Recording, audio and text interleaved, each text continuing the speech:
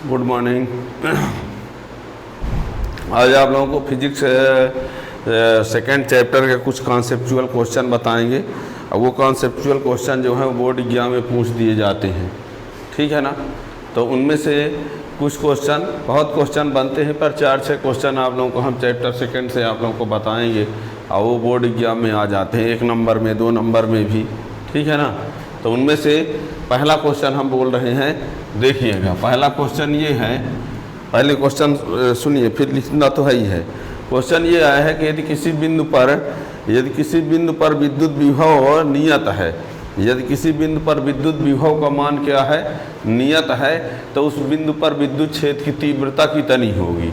यदि किसी बिंदु पर विद्युत विभव का मान नियत है तो उस बिंदु पर विद्युत क्षेत्र की तीव्रता कितनी होगी। यदि विद्युत विभव का मान नियत है तो विद्युत क्षेत्र की तीव्रता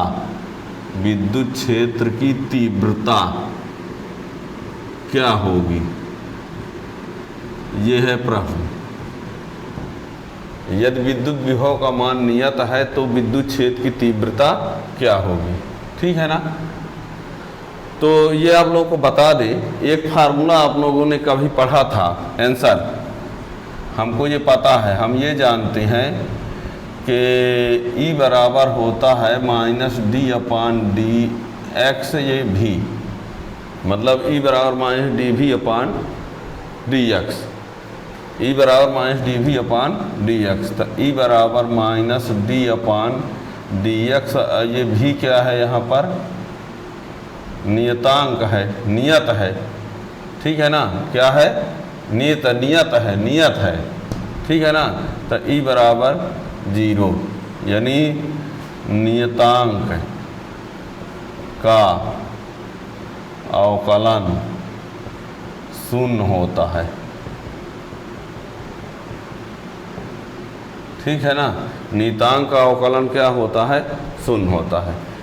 E बराबर -dv/dx सूत्र होता है। अब भी क्या है, नियत है, तो भी को नियतांक कर दिया, तो d/dx नियतांक, और नियतांक का अवकलन क्या होता है, 0 होता है। तो क्या क्लियर हुआ, यदि किसी बिंदु पर विद्युत विभव का मान नियत है तो विद्युत क्षेत्र की तीव्रता क्या होगी, 0 होगी। अब इसी का दूसरा एक क्वेश्चन ये है, दूसरा क्वेश्चन, यदि विद्युत क्षेत्र की तीव्रता 0 है तो विभव का मान कितना होगा। यही उसका उल्टा, यदि विद्युत क्षेत्र की तीव्रता 0 है तो विभव का मान कितना होगा। तो आंसर इसका भी वही उसी तरीके से, E बराबर -dv/dx। तो E का मान क्या लिख दिया जाए, 0, तीव्रता 0, E बराबर 0, तो ये dv/dx। इसका अर्थ ये हुआ कि V बराबर 0 या V बराबर नियतांक, ठीक है ना। यदि dv/dx बराबर 0 है तो V बराबर क्या होगा, नियतांक भी हो सकता है और V बराबर 0 भी हो सकता है, ठीक है ना। तो यदि किसी बिंदु पर विद्युत क्षेत्र की तीव्रता का मान 0 है तो वहाँ पर विभव का मान 0 भी हो सकता है और विभव का मान नियतांक भी हो सकता है, ठीक है ना। तो ये ध्यान रखना, ठीक। तो ये 2 प्रश्न, ठीक है ना।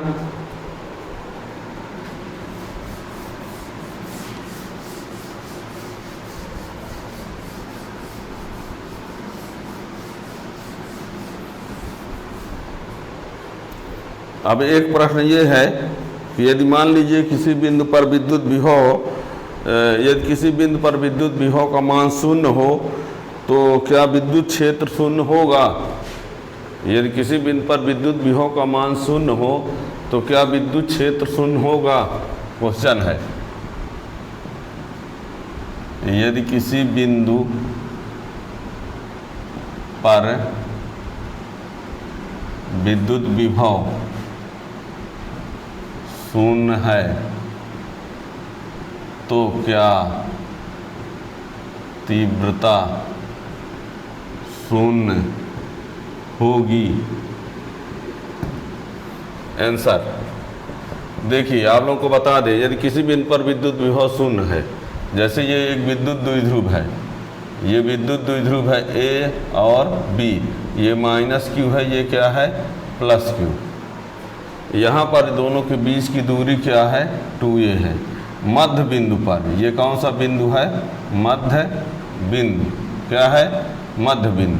आप लोगों को बता दें, यदि ये विद्युत द्विध्रुव है तो मध्य बिंदु पर, इस विद्युत द्विध्रुव के मध्य बिंदु पर v का मान क्या होता है 0, लेकिन E का जो मान होता है 1/4 पाई एप्सिलॉन नॉट और P/a क्यूब्ड होता है। विद्युत द्विध्रुव है, विद्युत द्विध्रुव के मध्य बिंदु पर v का मान क्या होता है 0 होता है, लेकिन तीव्रता का मान 0 नहीं होता, ये होता है। ठीक है ना। और ऐसे ही एक विद्युत द्विध्रुव ये है, ये माइनस क्यू है, ये प्लस क्यू है, ये ए बी है, ये 2a है। तो इसके इधर निरक्षीय स्थिति में, यहाँ ये कौन सा बिंदु है निरक्षीय स्थिति, तो इस निरक्षीय स्थिति में ये बता दें, यहाँ भी v का मान क्या, ये v का मान क्या होता है 0 होता है, लेकिन E का जो मान होता है E बराबर 1/4 pi epsilon not P/r² plus a² की पावर 3/2 होता है। ये यानी कि यदि किसी बिंदु पर विद्युत विभव शून्य है, जैसे मध्य बिंदु पर विभव शून्य है और यहाँ पर भी विभव क्या है शून्य है, तो क्या तीव्रता शून्य होगी? तो देखा गया कि तीव्रता शून्य नहीं है। ठीक है ना। यानी विभव शून्य पर तीव्रता शून्य नहीं। ठीक है ना। विद्युत द्विध्रुव के मध्य बिंदु पर विद्युत विभव का मान शून्य, लेकिन तीव्रता शून्य नहीं है ना। यानी अर्थात आप ये कह सकते हो कि E is not equal to 0 और यहाँ v बराबर 0 इक्वल टू ये, अर्थात E is not equal to 0। ठीक है ना। तो ये हो गया। ध्यान रखना, यदि किसी बिंदु पर विद्युत विभव शून्य है तो क्या तीव्रता शून्य होगी? तो बिल्कुल ऐसा नहीं है। निरक्षीय स्थिति में और मध्य बिंदु पर विभव शून्य होते हुए भी तीव्रता का मान शून्य नहीं होता है। ठीक है ना।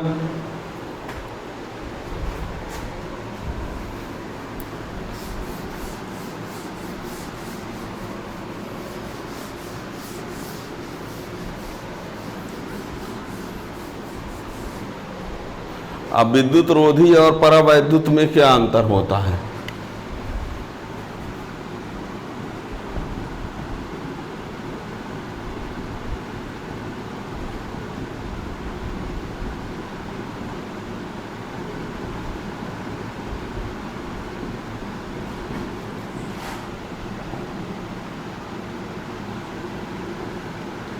तो देखिए, परावैद्युत और विद्युत रोधी, परावैद्युत और विद्युत रोधी दोनों तो क्या हैं, दोनों से होकर विद्युत धारा प्रवाहित नहीं होती।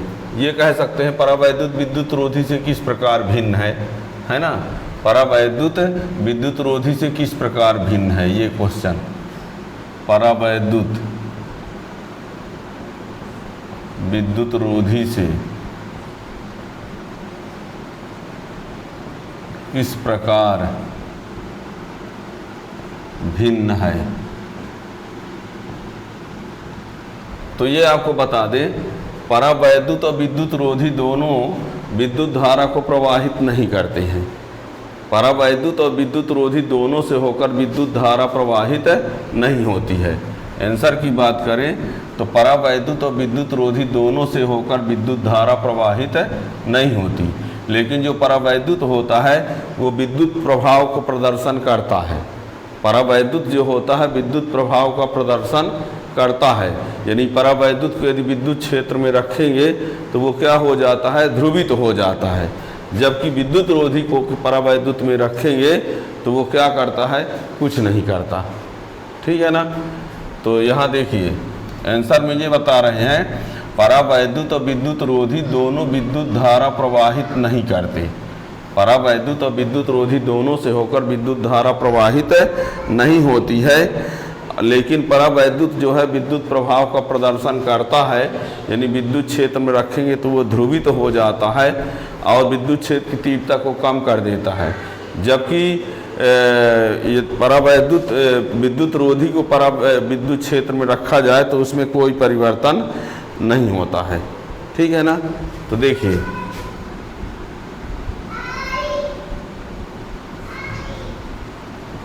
तथा विद्युत रोधी दोनों विद्युत धारा को प्रवाहित नहीं करती। परावैद्युत तथा विद्युत रोधी दोनों विद्युत धारा को प्रवाहित नहीं करते हैं, किंतु परावैद्युत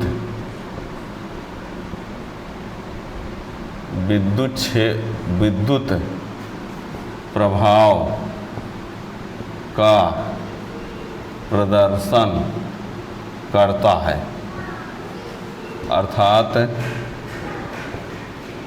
परावैद्युत को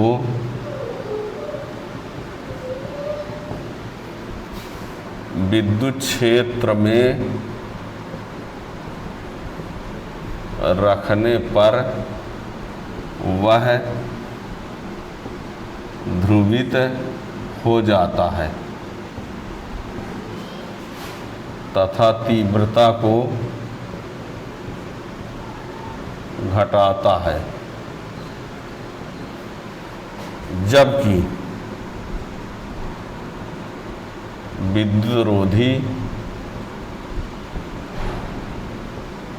विद्युत प्रभाव का प्रदर्शन नहीं करता है, ठीक है ना। परावैद्युत विद्युत रोधी में क्या अंतर है या परावैद्युत विद्युत रोधी से किस प्रकार भिन्न है। तो परावैद्युत तथा विद्युत रोधी दोनों विद्युत धारा को प्रवाहित नहीं करते, दोनों विद्युत धारा को प्रवाहित नहीं करते, विद्युत धारा को नहीं जाने देते, आवेश को नहीं जाने देते, किंतु परावैद्युत विद्युत प्रभाव का प्रदर्शन करता है अर्थात परावैद्युत को विद्युत क्षेत्र में रखने पर वह ध्रुवित हो जाता है तथा तीव्रता को घटाता है, जबकि विद्युत रोधी विद्युत प्रभाव का प्रदर्शन नहीं करता है, ठीक है ना। तो ये हो गया।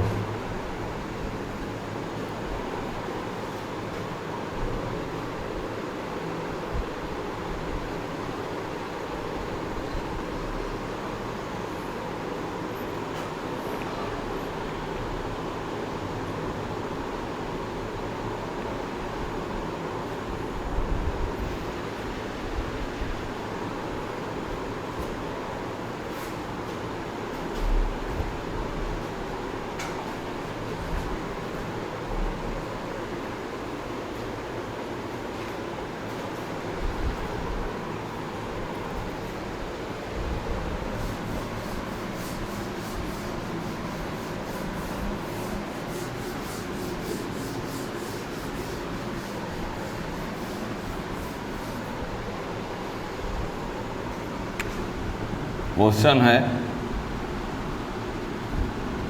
समांतर प्लेट संधारित्र, समांतर प्लेट संधारित्र में दोनों प्लेटों के बीच की दूरी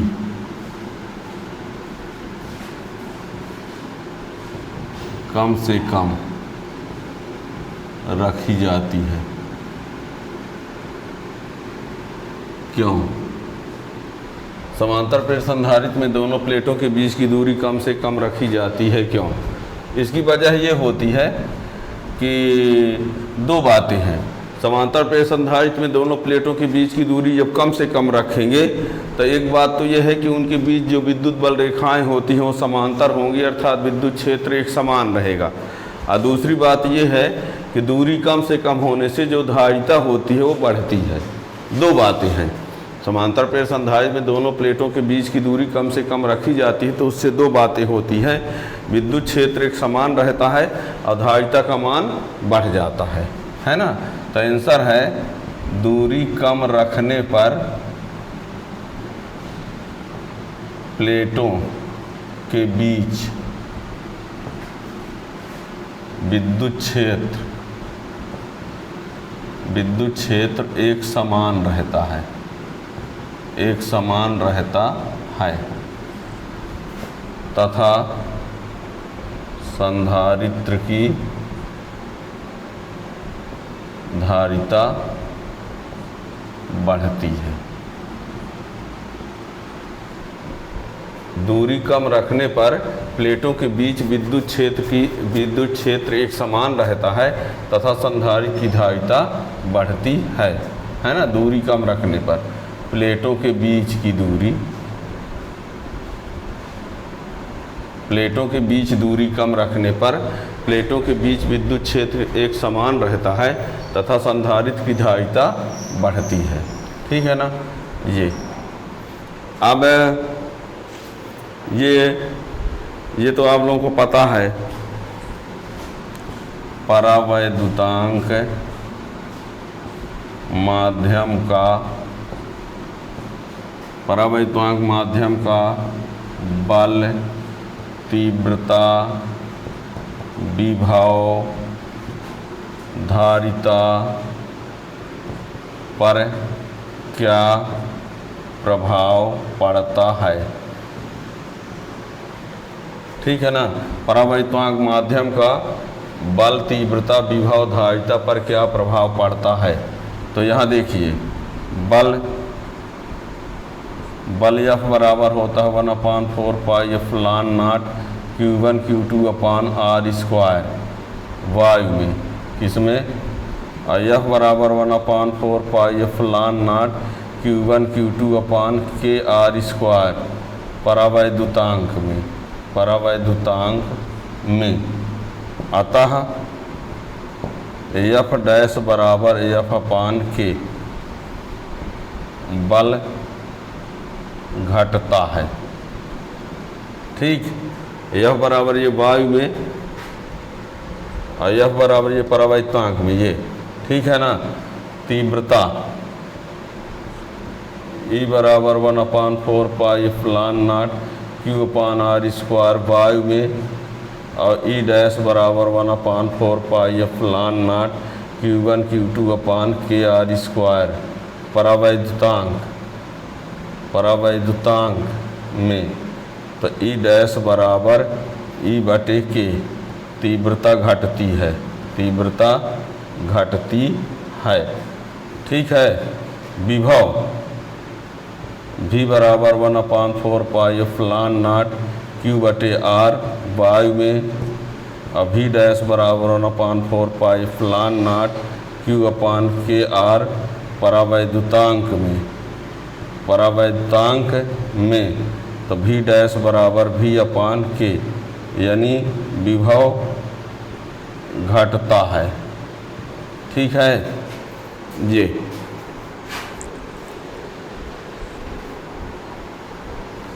अब धारिता की बात कर लेते हैं। धारिता C बराबर 4 पाई एप्सिलॉन नॉट R वायु में और C बराबर 4 पाई एप्सिलॉन नॉट KR परावैद्युतांक में। ठीक है।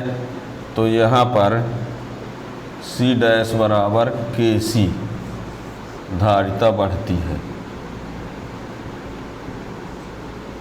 ठीक। परावैद्युतांक माध्यम का बल, तीव्रता, विभव, धारिता पर क्या प्रभाव पड़ता है। तो बल का ये सूत्र लिखा है, बल घटता है, तीव्रता घटती है, विभव घटता है और धारिता का मान बढ़ता है। ठीक है ना। तो ये इस प्रकार से आप लोगों को हम बीच बीच में ऐसे हर चैप्टर के कॉन्सेप्चुअल क्वेश्चन 5-6 बताते रहेंगे।